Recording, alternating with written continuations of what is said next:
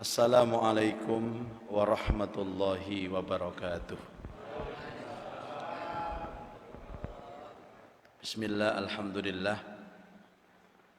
Wassalatu wassalamu ala rasulillah Sayyidina wa maulana Muhammad ibn Abdillah wa ala alihi wa sahbihi wa mawalah. Wa la hawla wa la quwata illa billah. Subhanaka la ilma lana illa ma 'allamtana innaka antal alimul hakim. Rabbi shrah li sadri wa yassir li amri wahlul 'uqdatam min lisani yafqahu qawli, amma ba'du. Ma'asyiral muslimin wal muslimat, hadirin wal hadirat, Bapak Ibu jamaah salat subuh Masjid Baitus Salam rahimakumullah. Alhamdulillah, di penghujung Ramadan ini, dan hari ini hari yang ke-28, artinya tanggal 28 Ramadan. Jika kemudian ada yang memutuskan untuk beridul fitri hari Jum'ah, maka tersisa hanya 2 hari lagi, 28 dan 29. Tapi jika 3 hari lagi, Bapak Ibu, jangankan 1 hari Pak, 1 jam saja itu mahal Ramadan itu Pak. Makanya kalau tidak ada hubungan dengan metodologi penentuan 1 Syawal, sesungguhnya kita ini kepingin agak lama sedikit biar 1 harinya ini yang mahal itu. Tapi tidak semua orang berpikir seperti itu. Karena kemarin itu ada seorang jamaah yang tanya kepada saya, Ustadz, apakah memungkinkan kalau hari rayanya hari Kamis? Nah, ini angel ini Pak sudah. Karena mulainya sama dulu hari Kamis, maka pilihannya kalau enggak Kamis, kalau enggak Jumat ya Sabtu. Kalau Jumat itu 29 hari dan Sabtu itu 30 hari. Jujur saja Bapak Ibu, hati saya kepingin yang Jumat gitu loh Pak. Kenapa? Karena yang memulai, ada yang memutuskan itu hari Jumat Pak. Nah, kalau nanti yang memutuskan hari Sabtu, mungkin secara hukum tidak ada masalah, karena ada sebuah hadis yang mengatakan idza ijtahadal hakim, apabila seorang hakim itu berijtihad, fa asaba, maka ijtihadnya itu benar, falahu ajroni, maka dia mendapatkan 2 pahala. Ini harus dipegang Pak, ini Pak, dalil ini Pak. Walakin idza ijtahadal hakim, akan tetapi seorang hakim itu berijtihad, fa akhta'a, dan salah ijtihadnya itu, falahu ajr, maka dia mendapatkan 1 pahala. Jadi orang yang berijtihad, ijtihad itu artinya bersungguh-sungguh dengan kepakarannya, dengan keahliannya, menentukan kapan 1 Syawal itu. Bisa jadi dengan pakarnya dalam bidang hisab, yang satu pakarnya dalam bidang ru'yat, kemudian yang satu ini benar, maka dia mendapat poin 2. Yang salah dia mendapat poin 1. Dan besok ini Bapak Ibu, penentuan Syawal itu ranahnya adalah ranah ijtihad. Tidak hanya ranah ijtihad, tapi ijtihad yang furu'iyah, bukan yang usuliyah, yang cabang, bukan yang prinsip. Jadi kita menang milih Bapak Ibu. Nah, disinilah kemudian muncul, kalau di dalam urusan ritualnya tidak ada masalah, dalam urusan ibadahnya tidak ada masalah. Yang masalah justru dalam ranah sosial. Karena Idul Fitri itu pada gilirannya nanti bukan hanya sekedar merayakan hari raya dalam aspek ritual, tapi aspek sosial. Nanti bertetangga Pak, yang satu hari raya Jumat, yang satunya Sabtu. Kate unjungi lho, gak enak Pak. Monggo oleh dibukakno niku jajane durung metu sih. Wong kono sik poso. Kira-kira seperti itu. Nah, sebenarnya yang jadi persoalan apa? Kita ini kan sudah terkadung terlanjur main sosmed Bapak Ibu. Seandainya semuanya diam-diam, tidak akan ada masalah. Yang jadi persoalan kan diumumkan, kemudian berkoar-koar. Pernah satu kasus terjadi pada keluarga kami. Saya lupa tahun berapa, itu ada salah satu ormas yang sudah memutuskan hari raya adalah hari Sabtu. Sementara kami yang mengikuti pemerintah hari Ahad. Kemudian istri datang kepada saya, Abah, besok kan sudah ada yang hari raya. Abah gimana? Abah tetap mengikuti pemerintah, insya Allah hari Ahad. Oh gitu. Istri saya itu mengabarkan kepada saya dengan raut mimik yang saya tahu maksudnya. Kepingin besok hari raya dia. Cuman nadanya tanya gitu loh Pak. Kan banyak orang tanya itu sesungguhnya dia yang butuh Pak. Misalkan dia lapar Pak, tapi gayanya tanya kepada orang lain, Mas, saya gak mangan dah. Padahal dia sing luwe. Pak, besok sudah ada yang hari raya, gimana Pak? Nah, sebagai suami yang tanggap, ya, suami yang siaga, siap antar jaga. Mi, Abah memang hari raya Ahad, tapi Abah mengizinkan Umi hari raya besok. Kaget dia, loh boleh Bah, saya gak taat sama suami. Loh justru sampean kalau mengikuti kata-kata yang barusan ini, sampean saya anggap taat kepada saya. Besok hari raya, saya tetap mengawal pemerintah. Bener boleh Bah? Bener, Masya Allah, Alhamdulillah, seweneng. Bojo ini dari Riau cepet seneng Pak. Kenapa saya mengambil keputusan seperti itu? Saya mengambil keputusan ini bukan karena dalil Bapak Ibu, tapi karena aspek sosial. Pembantu rumah tangga 2 pulang kampung Pak. Cucian 5 bak Pak. Kora-koraan Bu, piring numpuk kotor semua. Kotor semua lantainya, latarnya kotor. Dan tidak mungkin saya membantu istri saya, karena saya harus keluar ceramah dakwah, termasuk ke Baitussalam ini Pak. Dalam hati saya, cara saya untuk meringankan beban istri saya, meringankan tugasnya adalah memberikan kesempatan beliau untuk hari raya. Paling tidak besok itu dia sudah makan Pak. Jadi napa unjuk umbah-umbah kora-kora niku awake kuat pisan. Tapi satu syaratnya Mi, ojo kondo sopo-sopo. Prinsipnya itu jangan kondo-kondo Pak. Kalau Anda berbeda dengan umumnya terus ngomong, itu pasti aspek sosialnya akan muncul. Bagi saya Bapak Ibu, dalam konteks ini yang punya otoritas sebenarnya adalah pemerintah. Dan kalau kita memang taat kepada pemerintah, maka pemerintah itu akan punya wibawa. Ya paling tidak kita punya ranah ibadah, bagaimana kita menjadikan pemerintah kita itu punya wibawa. Saya kira itu bersikap bijak dan cerdas di dalam menentukan pilihan hari raya Idul Fitri. Terus terang Bapak Ibu, dalam hati saya ya kepingin hari Jumat. Tapi bagaimanapun ulil amri ini adalah bagian daripada ibadah saya, taat kepada Allah, taat kepada Rasul, dan taat kepada ulil amri. Ini sikap bijak. Kemudian Bapak Ibu sekalian, ya tentu kita ini harus ada sesuatu yang berbeda Pak ya.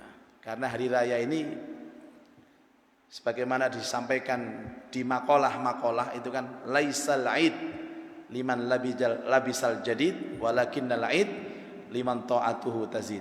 Bukanlah hari raya itu bagi yang berbaju baru, tapi hari raya itu taatnya baru, imannya baru, takwanya baru, semangat ibadahnya baru, semangat menebar manfaat kepada orang lain baru. Kalau kemudian harus memakai baju baru itu karena hari raya Bapak Ibu. Cuman di sana disebutkan bukan persoalan baju baru, tapi baju yang terbaik, baju kita yang terbaik. Sebagaimana hari Jumat itu Bapak Ibu, kalau kita sholat Jumat maka kita memakai baju yang terbaik. Karena apa? Karena itu hari raya. Tidak hanya bapak-bapak, ibu-ibu juga harus memakai baju yang terbaik. Walaupun ibu-ibu tidak mengikuti sholat Jumat, maka tetap harus memakai baju yang terbaik. Karena itu ada beberapa syariat yang diajarkan oleh Nabi Shallallahu Alaihi Wasallam. Nanti kalau bapak berkeyakinan hari raya itu hari Jumat, maka di Kamis sore itu kita menyempurnakan puasa kita, walitukmilul iddata, agar kalian menyempurnakan bilangan puasanya. Mau yang 29 silahkan, mau yang 30 silahkan. Berikutnya walitukabbirullaha ala ma hadakum, kemudian bertakbir kepada Allah. Ya, sebagaimana takbir itu ada dua riwayat takbir, ada yang pakai 2 takbir, ada yang pakai 3 takbir. Tapi yang paling muktamad rawinya adalah yang 3 takbir. Ada begini Pak, Allahu Akbar, Allahu Akbar, La ilaha illallah, Wallahu Akbar. Ada lagi 3, Allahu Akbar, Allahu Akbar, Allahu Akbar, La ilaha illallah, Wallahu Akbar. Jadi kalau ada yang takbirnya 2, bener. Takbirnya 3, bener. Sing mboten bener ngombe bir. Ini jelas wis. Kalau Bapak Ibu mengikuti Masjidil Haram 3 takbir, Masjid Nabawi 3 takbir, Masjidil Aqsa 3 takbir, Al-Akbar 3 takbir, Allahu Akbar, Allahu Akbar, Allahu Akbar 3 takbir. Tapi kalau ada mendengarkan 2 takbir boleh, karena ada riwayat yang mengatakan seperti itu. Bapak Ibu, dan takbir ini disunnahkan dibarengi dengan rasa syukur kepada Allah. Wala'allakum tashkurun. Bapak Ibu, sering saya katakan bahwa ekspresi syukur masing-masing di antara kita berbeda-beda, Pak. Kalau di Indonesia ini selalu identik dengan sedekah makanan. Mau Ramadan ada megengan, mau hari raya ada megengan. Orang tua kita dulu Pak, kakek nenek kita dulu selalu bikin ambeng namanya Pak. Nggak tahu ini tahu nggak ambeng, ini orang desa Pak. Tapi kelihatan wajahnya ya sama-sama desa semua ini. Cuman saking hijrah ke Surabaya. Itu bentuk mengamalkan ayat walitukmilul iddata walitukabbirullaha ala ma hadakum.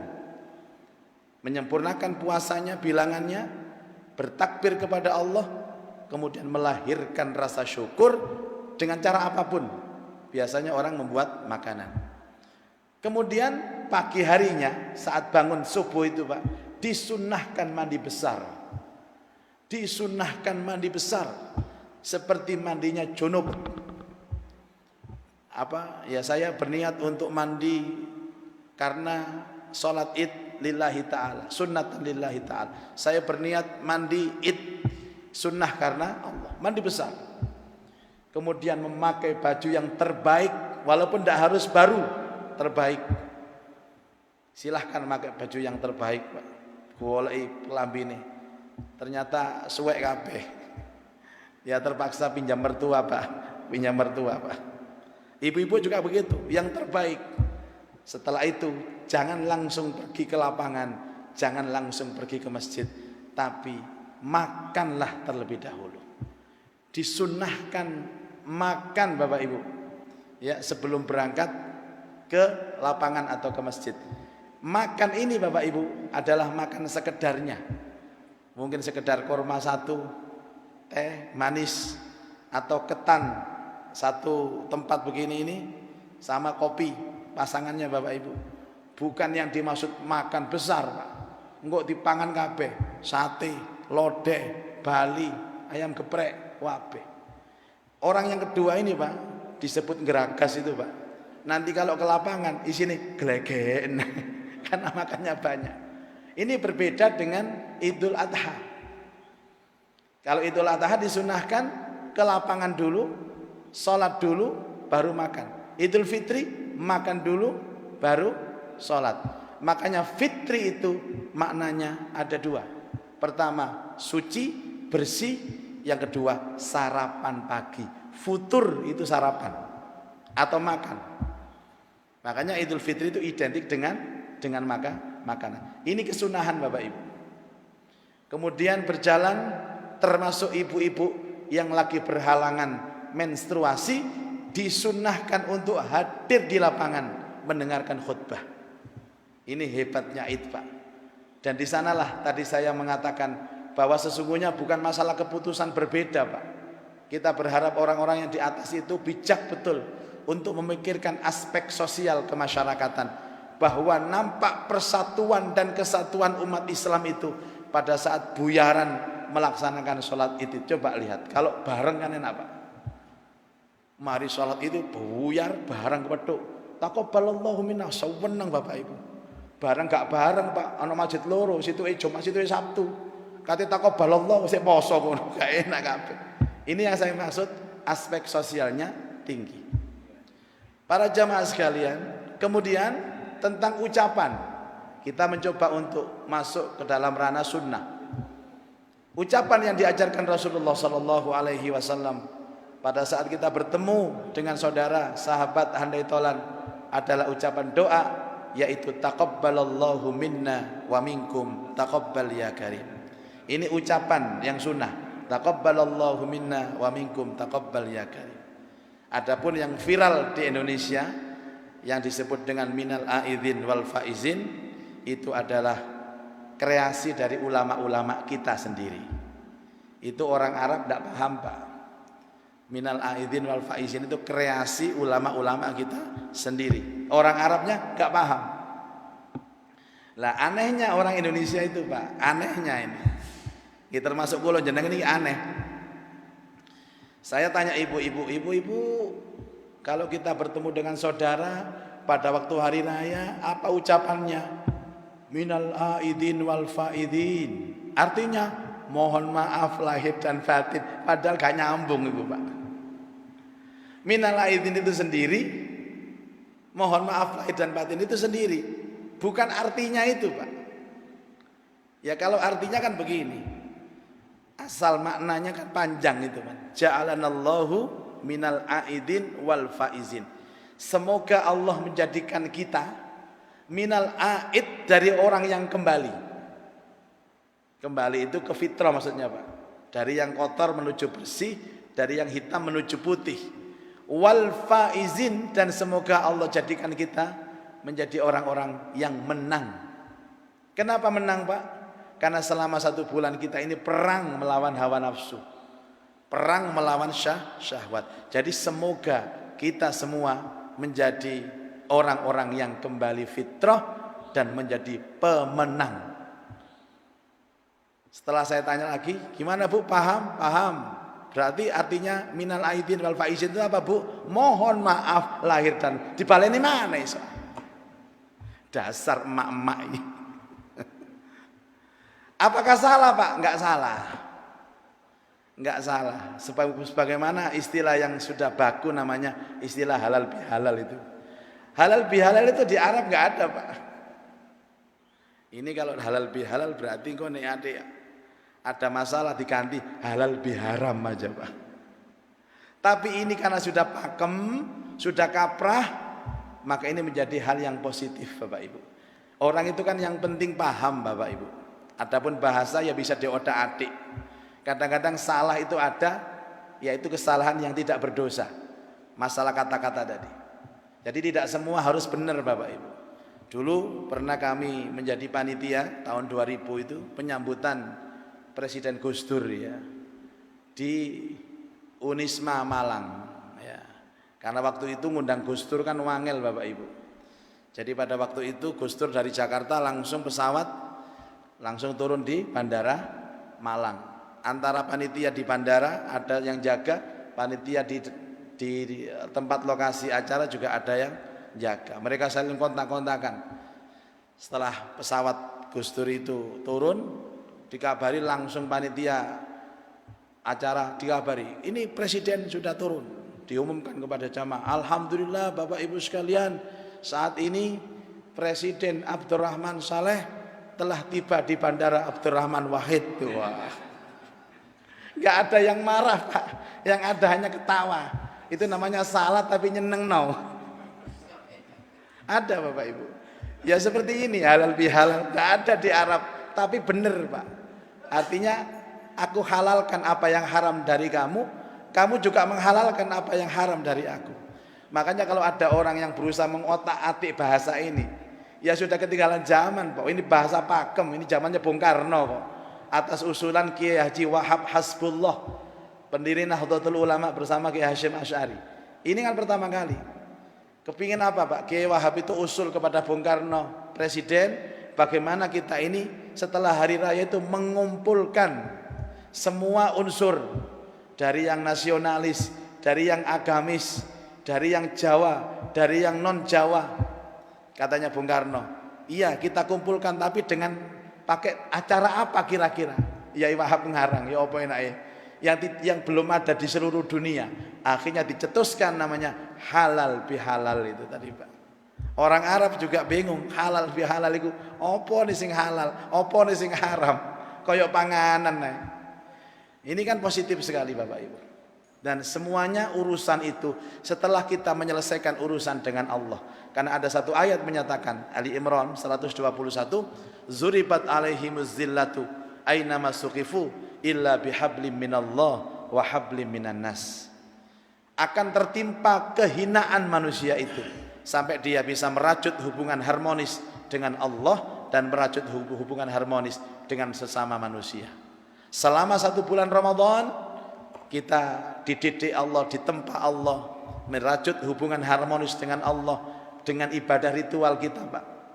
Maka disempurnakan di bulan Syawal itu kita merajut hubungan baik antar sesama manusia. Sebuah tradisi yang sangat baik dan yang sangat positif demi untuk menyempurnakan agama kita. Kesempurnaan kita itu 2, Allah dan makhluk. Hubungan dengan Allah baik, hubungan dengan sesama manusia juga baik. Alhamdulillah. Mungkin ini ya menjadi bekal nanti Pak ya di dalam bagaimana kita menghadapi Idul Fitri yang akan datang ini. Mudah-mudahan semua yang kita perjuangkan selama Ramadan bukan ibadah yang sia-sia, tapi benar-benar ibadah yang diterima oleh Allah. Tidak hanya diterima Allah, tapi bisa menghapus dosa-dosa kita, juga membuka pintu berkah rahmat Allah dalam hidup kita. Tidak hanya itu saja Pak, tapi benar-benar bisa merubah keadaan hidup kita ke arah yang lebih baik. Hati kita semakin bersih dan suci, pikiran kita semakin lurus, akhlak kita semakin terbangun menjadi akhlakul karimah. Demikian Bapak Ibu, mohon maaf lahir dan batin. Ada dialog.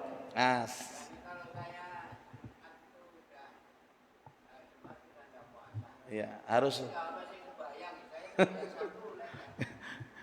Jadi pertama ada ulama yang tidak memperbolehkan. Ada ulama yang tidak memperbolehkan. Kalau memang diputuskan sholatnya idnya hari Jumat, ya sholat itu hari Jumat. Karena sholat id itu harus berada di 1 Syawal. 1 Syawal itu Pak. Id itu kan hanya 1 hari itu Pak. Id itu hanya 1 hari. Ya 1 Syawal itu. Pertama, dia harus tidak boleh puasa karena haram dia. Yang kedua, dia harus melaksanakan sholat Idul Fitri di 1 Syawal itu. Ada sebagian ulama yang membolehkan. Itu pun dengan syarat. Di tanggal itu hujan deras Pak. Sehingga tidak ada orang yang bisa keluar dari rumah. Maka boleh mengadakan sholat id besoknya. Atau di hari itu ada binatang buas keluar semua. Macan, kebun binatang, keleleran nang dalane ketintang Madiai. Sehingga orang takut keluar rumah karena sholat id. Amannya baru tanggal 2. Maka dibolehkan dia sholat di tanggal 2. Artinya apa? Ada sesuatu halangan yang tidak mau. Itu masal Pak. Tidak berlaku untuk 1 orang. Tapi semuanya kena dampak. maka boleh memutuskan. Pertanyaan saya, apa ya ono macan keleleran zaman saniki, Pak? Artinya pendapat yang pertama lebih kuat daripada pendapat yang kedua.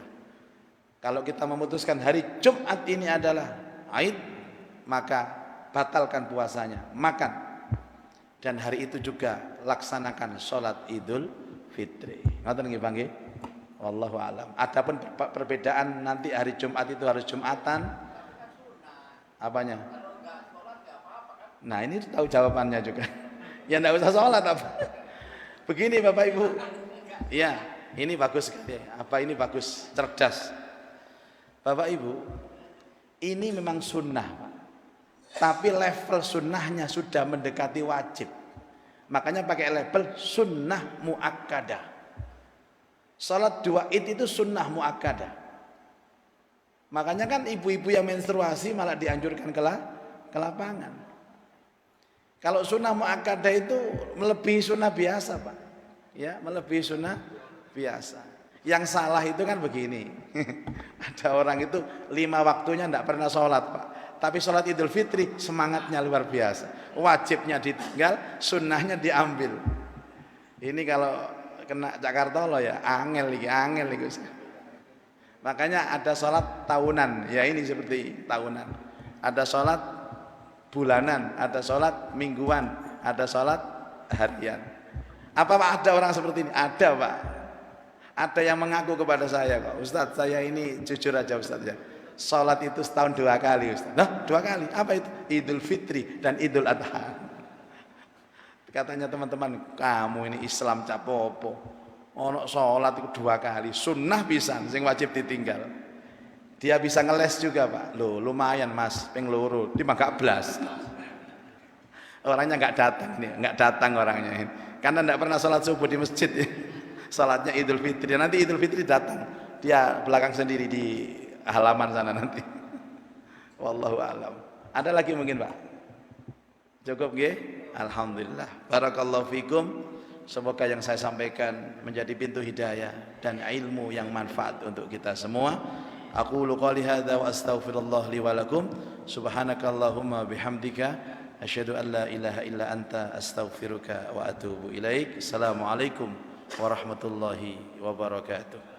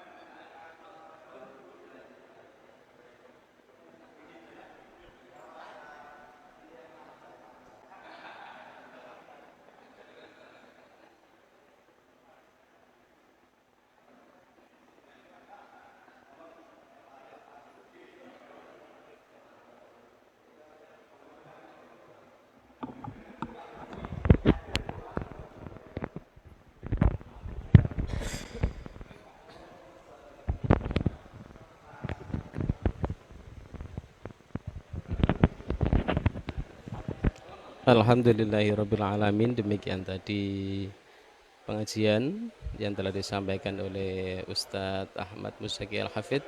Beliau adalah imam besar di Masjid Al-Akbar Surabaya. Sampai berjumpa pada pengajian selanjutnya. Ihdinas siratal mustaqim. Assalamualaikum warahmatullahi wabarakatuh.